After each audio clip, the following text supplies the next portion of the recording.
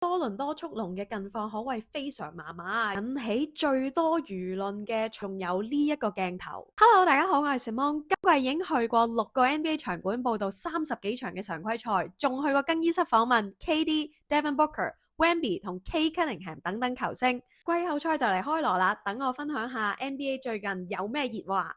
最近我愛隊多倫多速龍嘅近況可謂非常麻麻，由東岸頭六滑落到要打 play-in 嘅位置。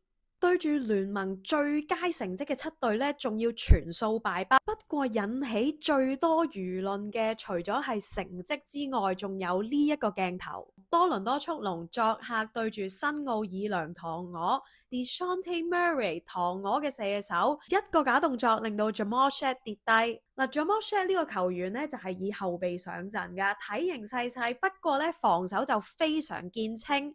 可能因為佢真係太煩啦，令到 Murray 起手入球之後有呢一個 stare down 嘅動作。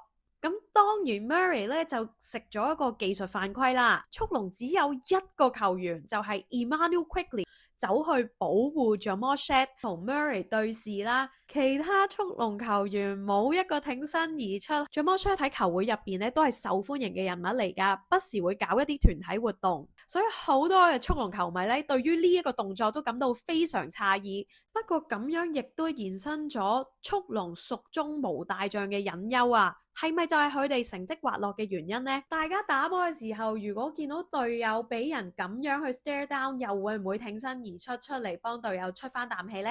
留言話俾我知啊！